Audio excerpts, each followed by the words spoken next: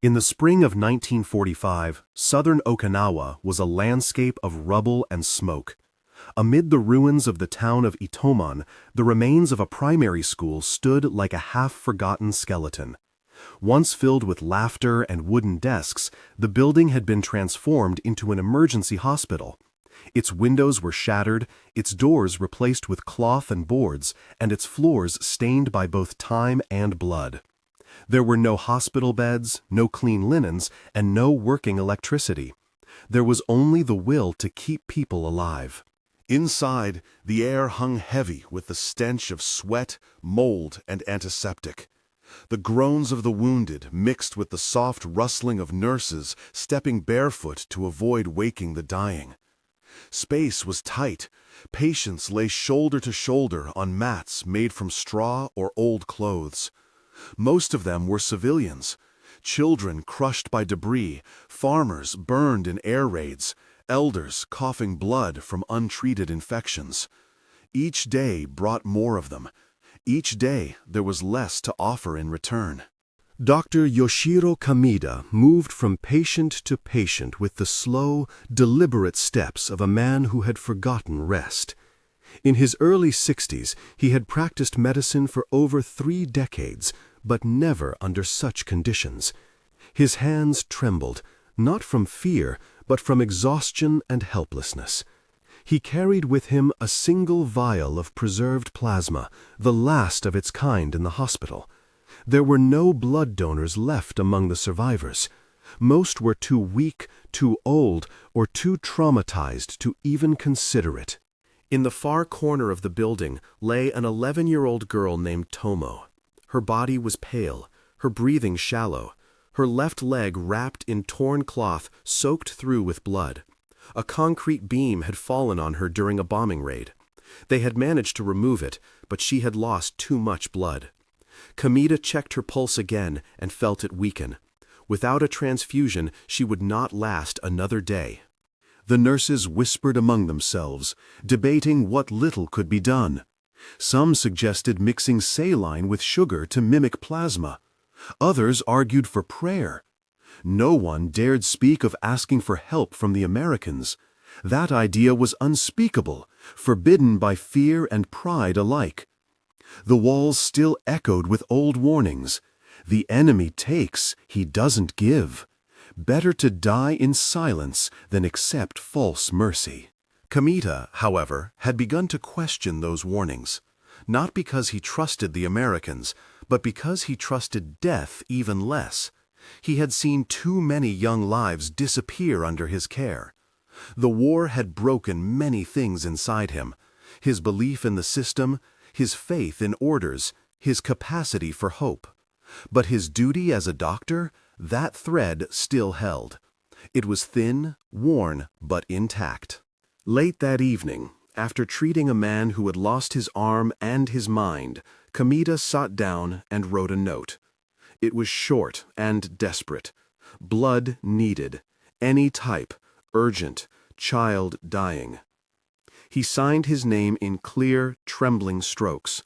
He folded the paper carefully and gave it to a translator, a quiet man who delivered supplies under the flag of neutrality. Kamida said nothing as he handed it over.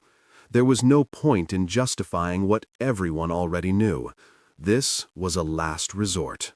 That night, he sat by Tomo's side, watching the rise and fall of her chest, counting the seconds between each breath. The other patients around them had settled into an uneasy stillness, their bodies suspended between pain and surrender. Outside, artillery rumbled in the distance. The wind slipped through broken windows, carrying the scent of smoke and rain. He didn't know if the message would be read. He didn't know if it would be answered. But he knew he had tried. And sometimes that was all a doctor could do in the face of war. Not win, not save, just try.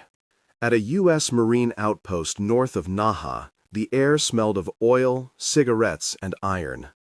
The base was functional and orderly, a stark contrast to the chaos outside its perimeter. Soldiers moved between tents and supply vehicles with practiced purpose, maintaining the routines of a war that refused to end. News of the Japanese surrender had not yet come. Every day still began with drills and ended with night patrols. But on this particular morning, something unusual arrived: a handwritten note. It was passed from a translator to a medical officer, then to a supply sergeant, and finally to the desk of Staff Sergeant Douglas Rains. The translator had added a quiet explanation. A Japanese doctor in a makeshift hospital was pleading for blood. No mention of politics, just urgency. The request was printed in neat strokes, polite but desperate. It was the kind of note that made men shift in their chairs and wonder what they would do in the same situation. Sergeant Rains reread it 3 times before saying anything. Around him, other men pretended not to watch. The idea of giving blood to Japanese civilians, to people they had been trained to fight and taught to fear, was jarring. It wasn't forbidden, but it wasn't encouraged either. No one wanted to be the first to say yes. No one wanted to look weak. The medical officer was hesitant. The war, after all, was not officially over. The Japanese could be faking, baiting them into a trap. Blood was a resource, valuable, regulated, and intended for wounded Allied troops. Donating it to civilians would require explanation, approval, perhaps even reprimand. But at the same time, no one could bring themselves to throw the note away. There was something raw in its honesty that stayed with them. As the room fell silent, a young corporal stood up. His name was Billy Sanders, barely 21, from a cattle farm in Texas. He had sandy hair, a stitched scar above his brow, and a letter in his pocket from his sister, who had just given birth to a baby boy. Billy looked around, then simply said, "I'll do it." No speech, no debate, just a decision. His voice broke the wall of indecision. Another soldier stepped forward, then another. Within 20 minutes there were 8 volunteers, all lined up and signing their names on a blank sheet of paper. The medic retrieved a portable transfusion kit and began prepping the site.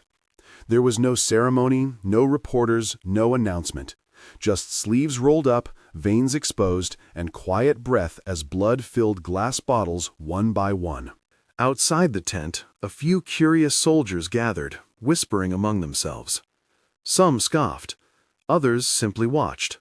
A few looked thoughtful, as if something inside them had shifted. Sergeant Rains stood at the entrance, watching his men give away part of themselves to strangers they'd never meet. It wasn't strategy. It wasn't obligation. It was choice. When the first crate of blood was sealed and labeled, the translator offered to accompany it back to the hospital. Rains nodded and handed him the folded note, now stained with a fingerprint. "Give it back to the doctor," he said. "Let him know we heard him." His voice was flat, but his eyes betrayed something softer. By dusk, 14 units of blood had been collected, each vial marked with a name, a date, and a blood type. The labels were handwritten, the seals carefully pressed. As the transport vehicle pulled away, the soldiers returned to their bunks in silence. They didn't speak of it at dinner. They didn't mention it on patrol. But something had changed, something quiet and invisible, like a wound beginning to heal. The truck arrived at the hospital just after sunrise, its tires crunching over broken tiles and wet gravel. It was a standard military transport, dusty and marked with faded white stars, but inside it carried something priceless. Carefully packed in a wooden crate were 14 vials of fresh blood, each one labeled in English with the donor's name and blood type. 2 American medics stepped out of the vehicle, wearing white armbands instead of weapons. Their expressions were neutral, almost cautious, but their eyes scanned the surroundings with curiosity and quiet concern. Dr. Kameda emerged from the building slowly, unsure what to expect. He had not truly believed the note would be answered, and yet here they were, foreign soldiers on his doorstep, carrying the very substance he had begged for. For a long moment, no one spoke. The medic stepped forward, opened the crate, and gestured toward the glass containers inside. Kamita leaned over the box, reading the unfamiliar letters on each label, his breath catching in his throat. This wasn't a trick. It was real. The translator handed him a clipboard with the names of the donors, each one written in blocky handwriting. Kamita read the list silently, his eyes lingering on the ages. Young men, barely older than some of his patients. His hands trembled as he accepted the crate. "Arigato," he whispered, but his voice cracked before the second syllable. He bowed low, deeper than custom required, not as a sign of formality, but of something closer to reverence.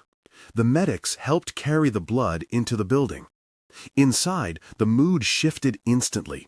Nurses moved with new urgency, clearing space, preparing for transfusions. The patients, though barely able to lift their heads, seemed to sense the change. The silence that had defined the hospital began to break. Murmurs turned into voices. There was hope now, thin, fragile, but undeniable. Tomo, the injured girl, was among the first to receive the transfusion. Her pulse had weakened dangerously overnight, and Kamita knew she would not survive another day without intervention. A nurse carefully inserted the needle, her fingers trembling. The crimson thread of blood began to flow. For the first time in days, Kamita allowed himself to exhale. As the hours passed, the vials were used one by one. A boy with shrapnel wounds began to speak again. An elderly woman, unconscious since the bombing, opened her eyes and asked for water. Even the nurses, long drained of emotion, began to smile. It wasn't just the physical recovery. It was the feeling that they had been seen, heard, and remembered. That someone, somewhere, still believed they mattered. In the afternoon, a group of elders from the nearby village of Shizhou arrived, leaning on canes and each other. They had heard rumors of foreign soldiers donating blood, and they came seeking proof. Kamita showed them the list, the labels, the handwritten tags. One elder, a retired schoolteacher, stared in disbelief. He had spent his life warning children that the Americans were monsters. Now he held a bottle of blood in his hand, warm, fresh, human. The elder sat down slowly on the hospital steps. He didn't speak for a long time. Then, almost in a whisper, he said, "We were wrong." The words were not dramatic, not meant for an audience. They were the quiet collapse of a lifelong belief, undone by a single act of mercy. Other elders nodded in silence, their faces lined with both shame and wonder. That evening, the crate was returned to the medics, now empty. They accepted it with a simple nod, no ceremony.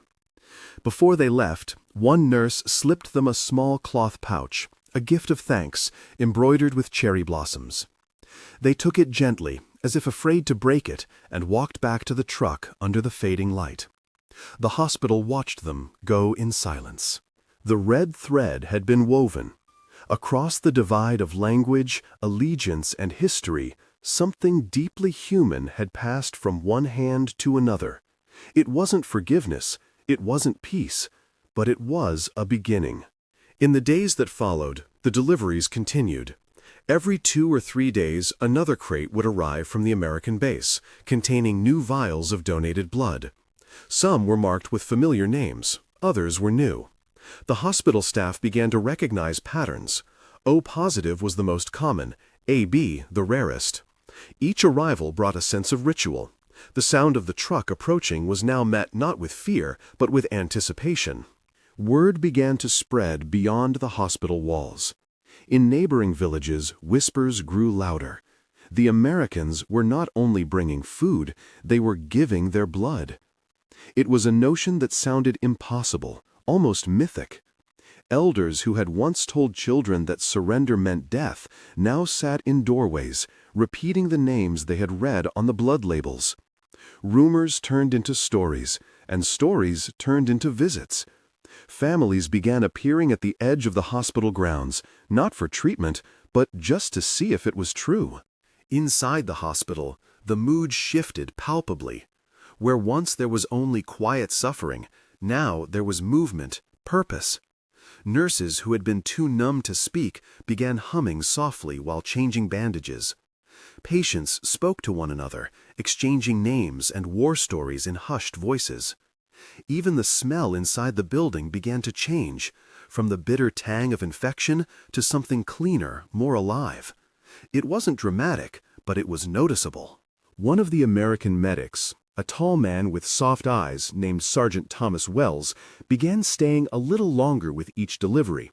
He didn't speak Japanese, but he carried a pocket notebook where he scribbled down new words each time he visited. He would point at objects, cotton, window, blanket, and wait for someone to say the word. The staff humored him at first, but soon they looked forward to seeing what he would learn next. Children, initially frightened by the sight of a foreign uniform, began to peek out from behind curtains and door frames. Some would run up just to see his boots or to tug at the loose ends of his backpack. Sergeant Wells responded with gentle nods, candy when available, and once a small harmonica. He played a simple tune one afternoon outside the hospital, and a few patients cried, not from sadness, but from something else, something unfamiliar. It was comfort. In the far wing of the hospital, an old man who had refused food for a week finally accepted a bowl of broth after watching a nurse receive a transfusion. He didn't say why. He just ate quietly, his eyes resting on the red line of the IV tube, as if tracing a lifeline that connected him to someone far away. For many, the act of accepting help had once felt like surrender. Now it was starting to feel like survival. More villagers came.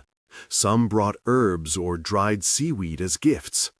Others brought stories about relatives still hiding in caves, about sons lost at sea. The hospital became more than a place of healing. It became a hub, a space where lies unraveled and truth, cautious and slow, began to rebuild. The doctors no longer had to explain where the blood came from. People already knew. And yet, they still asked to see the list. They wanted to read the names. One woman, a midwife from a nearby town, brought with her a small notebook where she copied down each donor's name in careful Kana script. She said it was for the children who would be born after the war.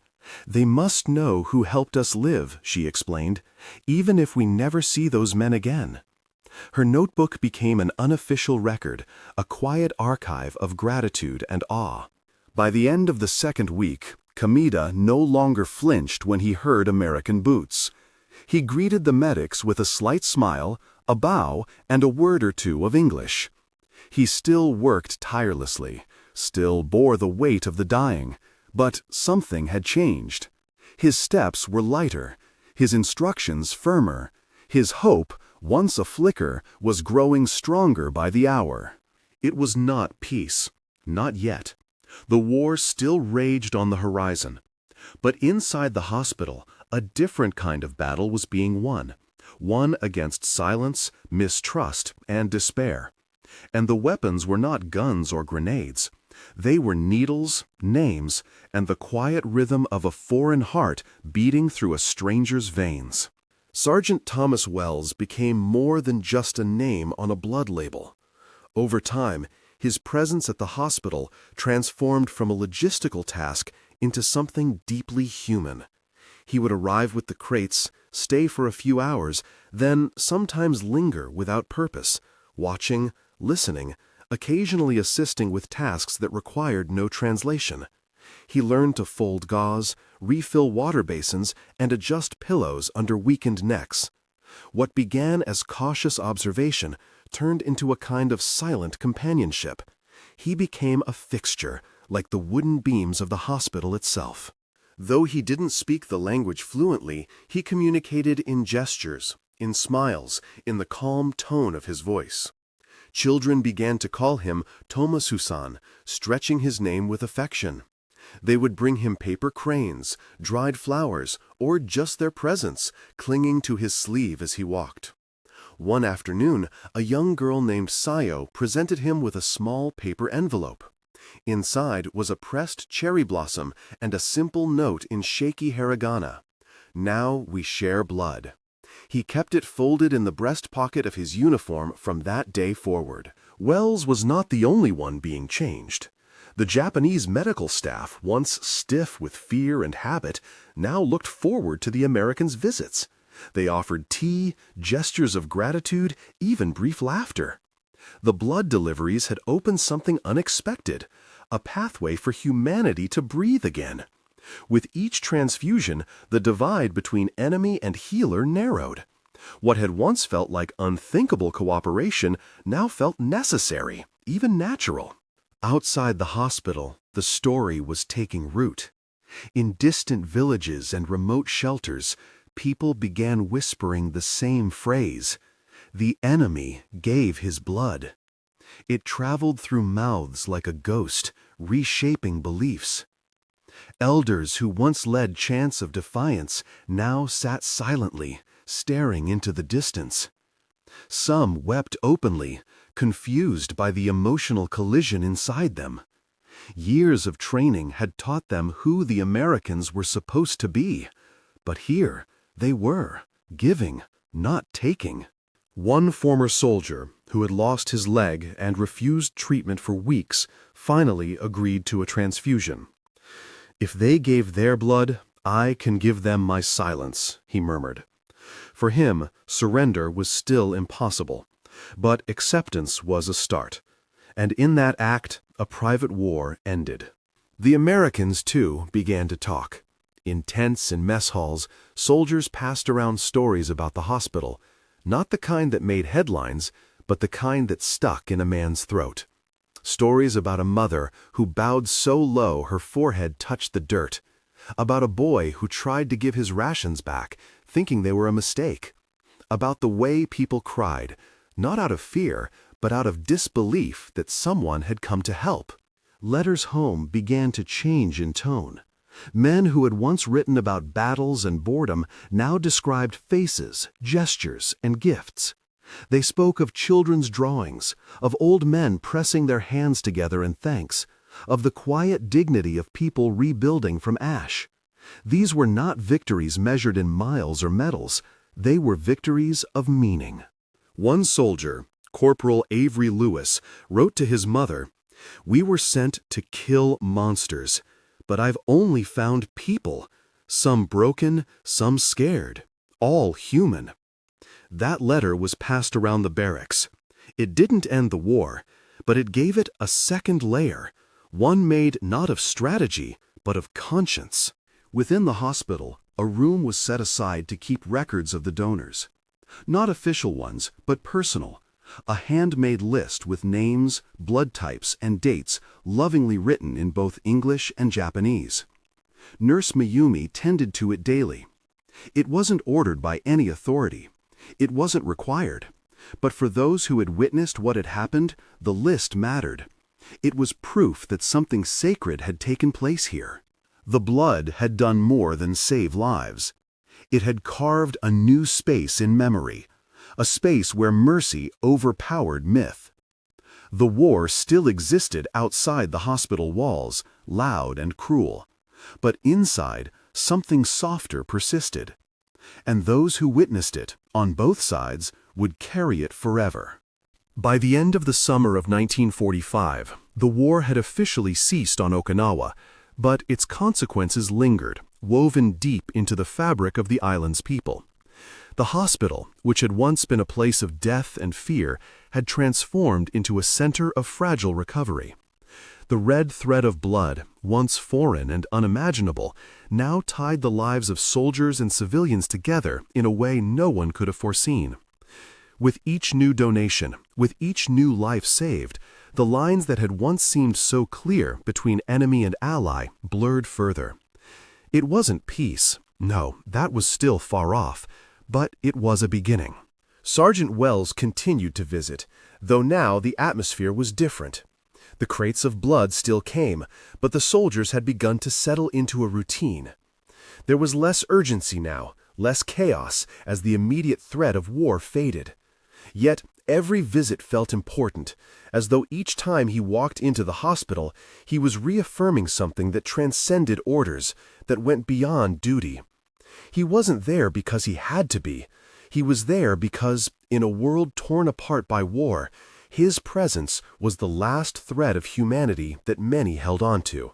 He found himself in conversations with the hospital staff more often, despite the language barrier. They would exchange pleasantries, some in broken English, others in the simplest Japanese phrases he had learned. He was a constant, his visits a signal that, despite everything, the world could still surprise them. The nurses, once quiet and reserved, now greeted him with small smiles, and the patients, those who could still speak, had begun to ask for him by name. To them, Sergeant Wells was more than just a soldier.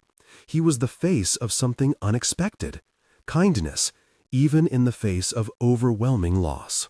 Yet not all had moved past the wounds of war so quickly. In the coming months, as the post-war world began to take shape, many of the civilians who had once been so grateful for the blood donations began to question the implications of that help. Some felt shame for having relied on the kindness of the enemy, shame for having lived when so many had died. Others wrestled with guilt as they remembered their old beliefs about the Americans and wondered how they could have been so wrong.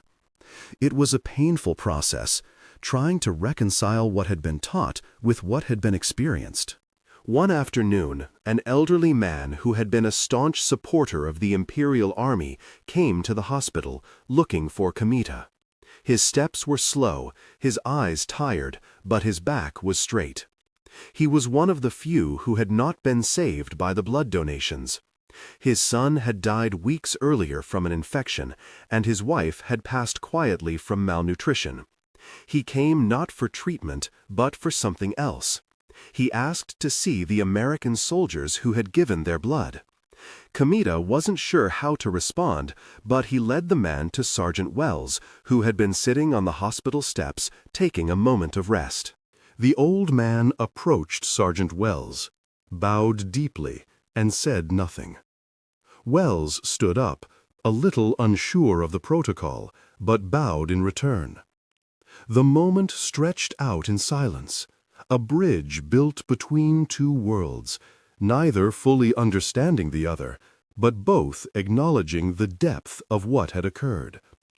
After a long pause, the man spoke in a low voice, his words heavy with the weight of the years. "I thought you were monsters," he said simply. "I was wrong." Wells didn't know what to say. There were no words that could undo the years of hatred, the stories told around campfires, the myths that had shaped these people's lives. He nodded slowly, as if to acknowledge the truth that had been spoken, without anger, but with deep regret. It wasn't forgiveness, it wasn't absolution, but it was something far more profound, an understanding that had only emerged through shared suffering and sacrifice. By the time the occupation was in full swing and the Japanese civilians had begun to rebuild their lives, the blood donations became a symbol not just of survival, but of the possibility of reconciliation. People who had once been enemies now found themselves trying to live side by side, trying to rebuild what had been torn apart by violence and fear. Some began to visit the American soldiers who had helped them, bringing small gifts or tokens of gratitude. Others still struggled to understand how things had changed so dramatically in such a short time. For Wells, the end of the war did not feel like victory. It felt like a beginning that had no clear end. He had seen things that no one should ever have to see, witnessed suffering, pain, and the destruction of innocence. But he had also seen mercy. He had seen what kindness could do when offered without condition, without expectation. And that, he knew, would stay with him for the rest of his life. As the years passed and Okinawa began to heal, the memories of those blood donations stayed with the islanders. They would tell their children stories of the American soldiers who had given their blood not for glory, but for life. And in those stories, the line between enemy and ally slowly faded, replaced by something more enduring, shared humanity. What had once been a simple act of survival had become a lasting testament to the possibility of kindness, even in the darkest of times. The blood they had shared was more than just a life-saving gift. It was the thread that had bound them together, and it would never be forgotten.